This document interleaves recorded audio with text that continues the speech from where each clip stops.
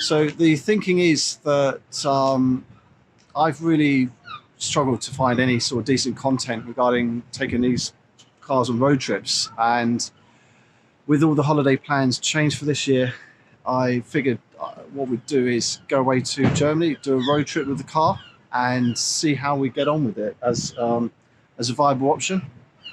Normally, I do quite a few road trips, but probably further afield. Maybe take a hire car, or I've got an M135 that I go away on more high performance tours with petrol head tours, and that's superb for going away and doing some fast driving. But this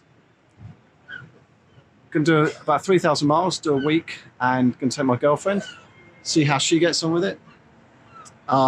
Now I know it's not a, although it's called a performance, I know it's going to be pretty heavy, and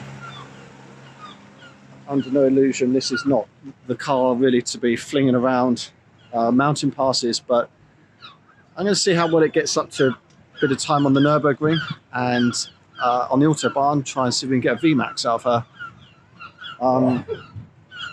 And want to give that, they've got their track mode now on it, so kind of looking forward to seeing what that can do as well.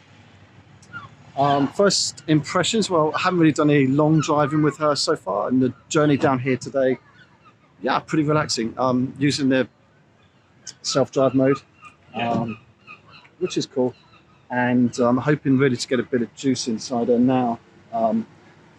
Although one of the things about these charging points is they say 150 kilowatt, but in reality you don't really seem to get that. I'm getting 88 kilowatts, so that's going to take a little while to reach full charge. And in fact, there's only one other Tesla here, so that it's not like there's loads of vehicles here charging up. Anyway, next time you see me will be somewhere on the Autobahn in Germany, and or probably more likely charging up somewhere in Belgium. So stay tuned.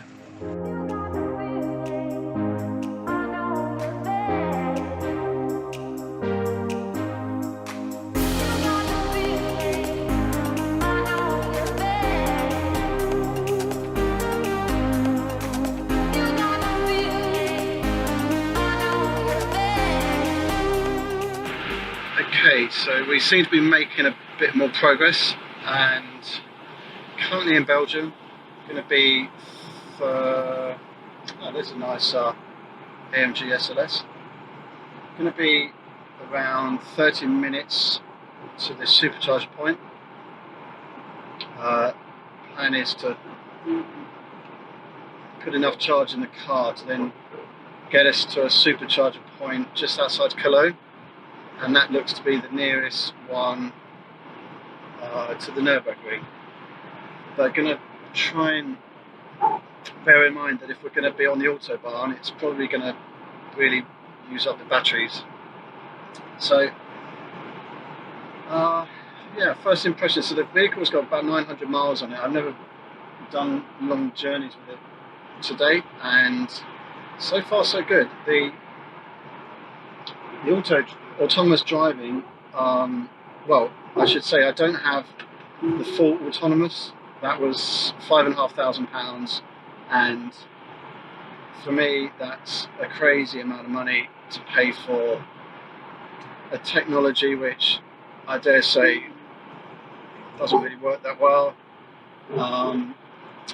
And yeah, I mean, so this has got lane, so if I pull down twice, it will just stay in its lane, which I've found much better actually since we've got off the Eurotunnel in France and Belgium.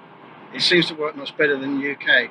For one thing, they love to have this sort of concrete wall that we got here, and if I was driving on my own, that would be a bit of a pain, a bit of a headache. But with the Tesla doing it by itself, it takes away the stress that, you know, if you lose your attention momentarily, you could just wipe out on that wall. So it's nice for that. Every now and again, well, probably every 30 or 40 seconds, this likes to check that your hand's on the wheel, but I found that if you just rest your hand at the bottom of the wheel, it kind of gets rid of that. So yeah, you could probably, you could probably fall asleep if you just had your hand at the bottom, and the car would still think that you're driving. But it works for this, and it's pretty calm. I found it's very relaxing so far.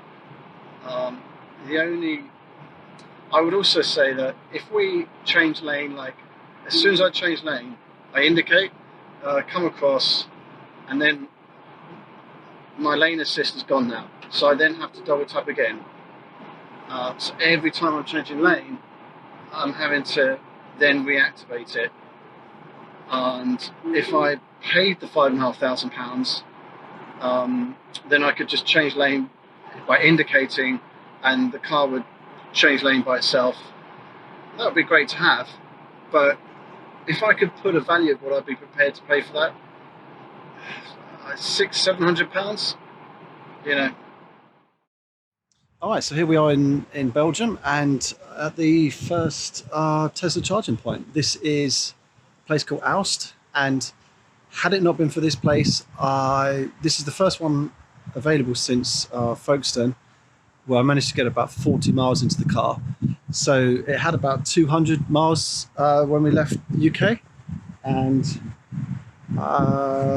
well, I was hoping to get to Cologne, which is going to be the nearest charging point to Nurburgring, and maybe even to see if we could get some maximum speeds out on the Autobahn, see what the top speed is. But the trouble is, I've just arrived here, and there's a sign here saying 30 minutes, which is a bit of a nuisance because on the online mapping there was no mention of this 30 minutes. I was hoping to be able to get the car up to full charge, so I'm guessing that's going to just be a case of I'm going to get cut off after 30 minutes rather than some sort of parking restriction. Apart from that, all seems to be going well, and might need to just wait for the opportunity to get a top speed out of it at some other time. Charging speed here, still not great, 90 kilowatts an hour, and this is a station that's rated as 150, so there's a few more cars have shown up, and it was at 110 before another 3 cars came. So it looks to me as though it is the case that when you arrive somewhere there's quite a few charging, that's impacting on the charging speed. All right, I'm going to just switch it off there and walk you around the car and talk to you about a few of the features on it. That's you need to take this off the charger straight away, buddy. Yeah, you want to get that off the charge. So this has just had a loud bang, and there's now steam pouring from the front of this vehicle that just popped up to charge next to mine. So gonna see if I can give this guy a hand, but there was quite a scary bang, and then smoke pouring from the front of the vehicle. So never thought I'd see that. Okay, so we just got over a bit of a drama there. So car next door pulled up, plugged into the charger as Model S, and there was a big bang, smoke pouring from the front left wheel, but the car moves, and he's got it back on the charger again. But hard to imagine that that's ever going to be something that you wouldn't want to get looked at, or isn't going to let go at some stage in the future. But anyway, just to go through a few of the features on the Model 3 Performance we got here. We've got one of the nice features, the tyres. They have got the Pilot Sport 4S, which is a superb performance tyre.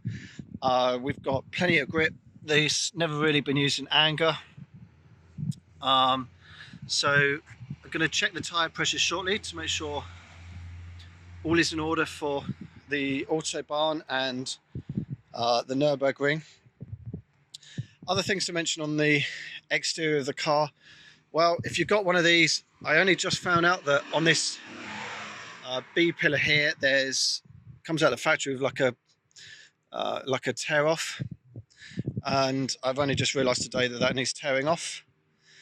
Got the carbon rear spoiler, which I think looks good. I think really the thing with the performance pack is it's pretty unnecessary.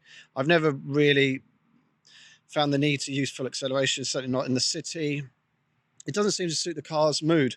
So if you want to save yourself £5,000, just go ahead and order yourself the long range. There's just no need to have the performance model. It just doesn't really suit the car that much. But with the exception that if you prefer the look of the car, which I must say I do. So the 20-inch alloys, the rear carbon, fake carbon spoiler, the red calipers, it sits a little bit lower. If that's the look, if you want to pay £5,000 for that look, then go for the performance pack. Other things, well, yeah, a lot of my friends have got this idea that electric cars have a feel about them that's tinny. And I must say that in terms of the door, normally it's the doors, they close pretty well. There's quite a bit of weight there. What is a problem is the rear, the front and the rear boot. They just, both those items, when they close, it just feels like a Prius. They just, it's got the strut braces, but when you close it, it just sounds naff. And they do also have these really crummy, a really crummy way of putting these number plates on the vehicle, which probably they had a better setup in mind for the US market. But you know, that's just not good enough for a car for the money you spend. And also, I did notice this morning that when you wash these cars, they do pick up a bit of light inside those indicator lights at the front there. Moving to the inside of the car, well, so far no complaints. I found that the biggest problem inside has been with the seats. They're just not supportive enough. There's just not enough bolster at the side. They're certainly not long enough, and it really wants some sort of adjustable thing to come out there. It feels a little bit like a park bench. However, apart from that, it's been a really calm ride, really quiet ride. When people say that these cars are quiet, yeah, they're quiet. It's not only that they're quiet. My girlfriend who's riding next to me, she's just fallen asleep since we got out the Eurotunnel, and well, I've not had a whisper out of her, and normally by now we would have had a row about something. So it's not just quiet in that sense, it's also quiet with your partner. They just, it's given her nothing to complain about. There's plenty of space that we can coexist. She's got her separate climate, plenty of luggage, and the interior, the minimalist interior, really just helps that feeling of calm. So what we're going to do now is head over to the next charging spot. I'm guessing this 30 minutes is going to be enforced, and it's going to physically stop it charging rather than just invite me to leave. So Cologne is the next place. Going to have to try and get a full charge in there. I really wish I had known that was 30 minutes. Tesla have got to sort that out. I could have, it makes me nervous now. How do I know when I get to the next place whether that's going to be time restricted? So yeah, Autobahn, try and see if we've got enough to put our foot down on that, get to Cologne, and then from Cologne, full charge, head over to Nurburgring. Hopefully not too busy today, although it's pretty good weather. It's been dry so far. So I think there's a lot of Brits there today. Only really want to do 1 or 2 laps, but let's see how we get on and catch up at Cologne. Okay, so here we are, German Autobahn, just across the border from Belgium, and although they didn't immediately have the de-restricted sign, we quite helpfully on the Tesla have the speed limit indicator on the screen, and as soon as we cross the border, that switched to the de-restricted sign. So happy to have that confirmation. What I've done is gone into the settings, and I thought I'd try just to put the steering into sport mode. I can't think of any other time that I'd want to do that. But I figured if we're going to be getting near the terminal velocity, why not have the steering a little bit stiffer? Yeah, I'd never want to choose this again. It's artificial, quite horrible, but it might just come in handy for getting up a bit of speed. At the moment, clearly there's a bit too much traffic for doing anything, but that's okay. Just got a nice straight bit coming up shortly. I checked the tyre pressure before we set off this morning. I'm also very happy with the tyre pressure monitor on this car. About a week ago, they dropped from, they're meant to be 41 psi all round. They dropped down to about 36, and that came up immediately on the tyre. The car immediately picked up on that and told me to check my tyre pressures. So I'm pretty happy that that's reliable too. So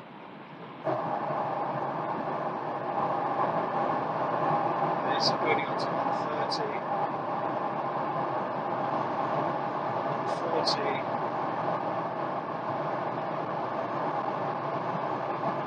150. Might be near the maximum. 155, and that's 156. Yeah, it starts to get a little bit light at 155. The breeze catches it a little bit, but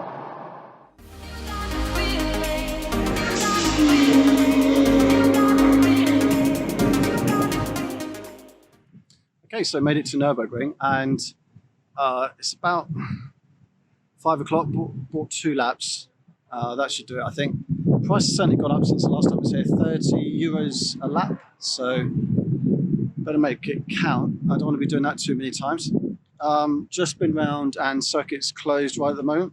It gives me a chance to just look over the car. We just had a nice little stint on the Autobahn on the way here. Got it up to about 155, just over 155, and yeah, to be honest, it got a bit floaty at 150, but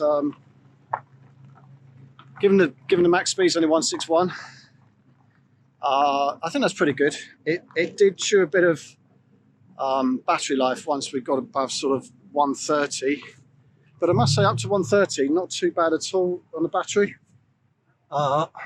So yeah, pretty impressed with that.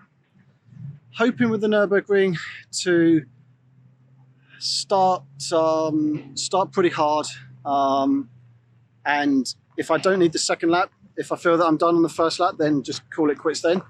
I've only driven it once before, did 2 laps in my M135. That's sort of what started me off tuning bits and pieces on that car, was it just didn't seem to hunker down and perform in the way that I liked at Nurburgring. So I'm sure that won't happen. I'm not going to start tuning this thing up, because this is never going to be that sort of a car. But in particular with the M135, after the first lap, well, towards the end of the second lap, the tyres had overheated. It was sort of 4-wheel drifting, just got silly. Although I had a 3rd lap purchase, I wasn't going to go around for that 3rd lap. Fortunately, I was on my tyres then were on their last legs, so that was okay. But I certainly don't want to take too life out of these tyres, given that they're brand new Pilot Sport 4S's. That really would be silly. So yeah, I'm thinking 1 lap, maybe 2, see what happens. And one thing that's going to be interesting, because it's such a calm and mellow car, you just do not tend to drive it hard day to day. And so my girlfriend who's with me has been in the car quite a lot, but to her, she's never felt the full performance of it. Not even half performance, albeit apart from the top speed on the motorway, but even that, we weren't accelerating hard from anything like low speed. So I don't know what's going to happen as we clear the cone section, get onto the ring.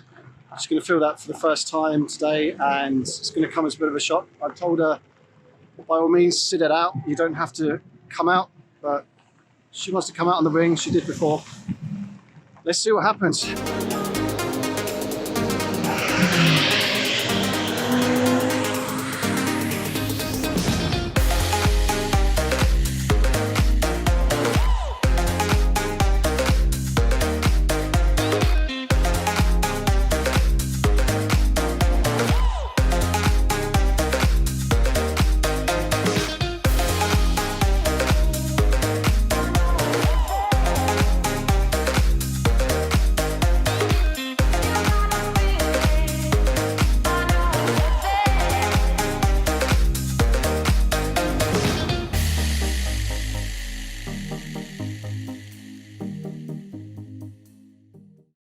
Okay, so we're managed to get past a couple of laps of the Nurburgring. Really didn't enjoy that. Nah, didn't feel comfortable with the car at all. A lot of quicker moving traffic, and the car just seemed to squeal around so much of the track. Having a look at the tyres here, yeah, it looks like I've taken a bit of life out of them as well. So just on the outer edge there, on the outer shoulder, on the fronts, backs, similar. Yeah, but any more than 2 laps, I'd have been annoyed. But I think that was enough for me. Wouldn't want to do more than that. Managed to get to this charging point with just 14 kilometers left on the range. 2 laps of the Nurburgring. The thing to remember is this charging point is, oh, we've got a little clown there. Look, obviously you need a casino and a service station. Thing to remember about this place is 50 kilometers from Nurburgring. It's the nearest charging point. So when you're going around the ring, you probably want to set this place as your destination, so that you've got an eye on what percentage battery you're going to have by the time you get here. If I'd have done another lap, I wouldn't have made it. And given that the route here was pretty much just the Eiffel Mountains and very little life, few villages, I don't think there would have been any public charging points either. So in that respect, we're pretty lucky. 15 kilometers, I wouldn't want to be any closer than that. Going to sit here and charge for a little bit, get to the hotel tonight, and then the plan tomorrow is to head east to the start of the romantic route, which apparently southeastern Germany encompasses a bit of a 300-kilometer tourist route coming down through some nice villages, some mountains, and lots of castles, churches, that sort of thing. Not sure what I'm going to make of it, but going to give it a good go. Hopefully the driving will be nice. Not sure this is going to give many driving thrills this holiday after what's happened today. It was quite fun on the Autobahn. Overall though, the comfort, having arrived this many miles in a day, still not too tired. Getting back into the car, thought of getting back into it in the morning. No problem at all with that. Really happy with the way it's soothed and got me here without too many issues. Those seats, yeah, they're ridiculous in a performance car. Nurburgring, useless. If I was to do anything to this car, before I did anything, I'd have to get those seats switched over. Get something that hugs you a bit more, because it's like sitting on a park bench. You're literally gripping that steering wheel just to not fly out the door. Yeah. Anyway, better get on. Got another 20 minutes here, and we'll report back with another video tomorrow. Nice town on the Rhine. Don't really know the name of the town. Oh yeah, I do. Rudesheim am Rhein. Very pretty town. Nice bars. If you like wine bars, that sort of thing, really nice. It's on the corner of the Rhine River, and they have a lot of Riesling, a lot of nice wine bars in town. Don't come in this town if you want to eat after 9 o'clock. Most kitchens are shut at 9 o'clock. So that was a bit of a disappointment last night. We arrived in exactly at 9, and they took great pleasure in announcing to us that the kitchens, about the first 4 hotels, were shut. So a bit of a disappointment there. Did find somewhere in the end, Italian restaurant, and it was called Portofino. Not too bad, not too bad. One thing you need to remember here, they like cash. So what we noticed was, when it comes to paying the bill, they're very keen on finding out whether you're paying by card or cash, and if you're paying by card, they frown a little bit and they run it through the till, give you an official looking receipt. If you're paying by cash, they just scribble out some old scrap of paper and put it in their back pocket. Anyway, yeah, Portofino. To be honest, for German cuisine, the longer I hold off eating German cuisine, the better, really. I'm not. I've seen a few menus so far, and it's just brown food for me. Literally schnitzel done about 10 different ways, and God, sausage 10 different ways, no veg, nothing like that. So I'm not really looking forward to my first German meal, to be honest. So we've arrived here at the car park. Hotel said they had parking, but when we got there they pointed us towards the public car park instead. Obviously what we learned yesterday is don't buy a Tesla if you're thinking of doing track days or going around the Nurburgring, but no big surprises there. Does that mean it's a bad car? No, not at all. What I want to do with this video, or I'll probably have to split it into 2 or 3 videos, but is to determine how good this car is as a something to do a road trip in. You know, is it an enjoyable place to be for going away for a couple of days or visiting the continent? And today we're really going to get into the crux of that question. I'm going to do some scenic driving, take him some nice roads, see how it copes. So typically we're going to try and charge it up at Tesla supercharge stations just because they're fast and easy. However, I did notice when we parked here last night that there was this electric car charging station. Now, predictably, obviously in the UK, they've got a very bad reputation, these charging stations, for having to download apps. I've spent probably 15 minutes, it took me about 15 minutes this morning to set this up. There's a QR code on the side of the machine there. Scan that, send me through to the Google Play Store, got the app. And then teething problems were finally resolved. What was going on was one side of this machine doesn't work and the other side does work. So as soon as it's plugged into the other side, we started getting charged. But there was at least 10 attempts, messages that they're taking €50 deposits off the credit card. So hopefully they haven't taken 10 deposits. And in terms of charging speed, well, obviously in the UK, you're lucky to get, well, in central London, a lot of them are just 7 kilowatt hour. But actually, it's not so easy to tell from that. Oh yeah, there we go. We're doing 22 kilowatt hour. So for every hour, we're going to be able to get 64 kilometers into the car, which is not great. And the other interesting thing to note is that if you're going to be coming to the continent, what you might want to try and do is buy yourself one of the parking, you know, like the disabled, we have a UK for disabled parking, something you can announce your time of arrival on and leave in the window. I don't have one of those, so I'm potentially running the risk of getting a ticket because I'm only meant to be, it says 2 hours maximum. Now I could leave the car here for 4 hours. So we're going to see what happens there. We'll just have to try our luck. Hopefully they'll appreciate it's British plated car, and we'll get away with that. So yeah, that's a sort of typical start to a day with a Tesla. Messing around with your phone if you're trying to get a public charging station set up.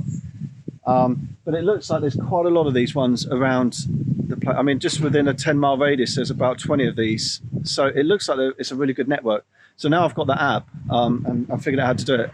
I'm quite comfortable. Yeah, no issues with that at all now. Right, so we're going to get up to drive along the Rhine a little bit to see some castles. To be honest, I can see there's a cable car as well. I hope we're not going up in that cable car. I don't know if you can see that, but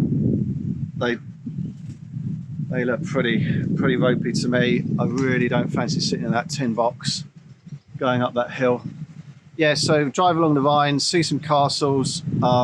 Personally, my tolerance of castles is about 4 to 5 per day.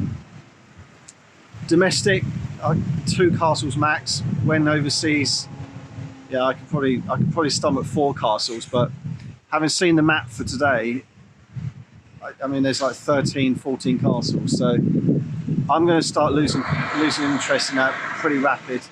We're surrounded by vineyards here as well, which is annoying because what I'd like to do is get into some of these vineyards, taste some of this wine, but then I wouldn't be able to drive. I'll see if I can pick up a nice case of Riesling instead to take home. All right, so I'll drop in later and give you a little update then.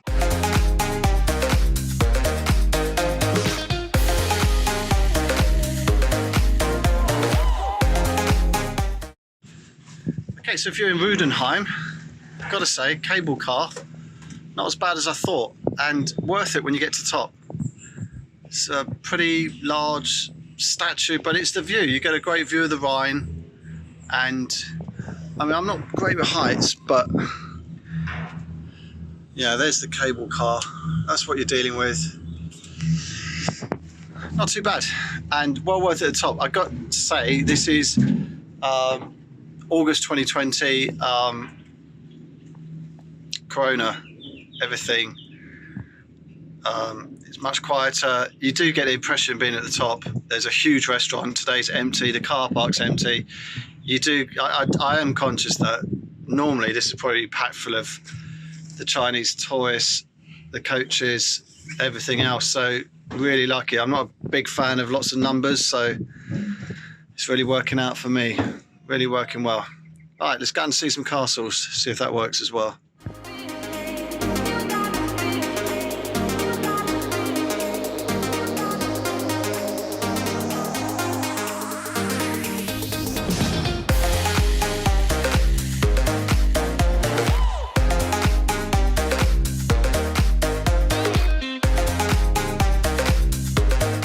Just got a bit of some tighter roads here. It's the drive that Tesla has out the corners. It's just stunning. And of course, four-wheel traction, you could just come flat out straight. The Pilot 4S is working well.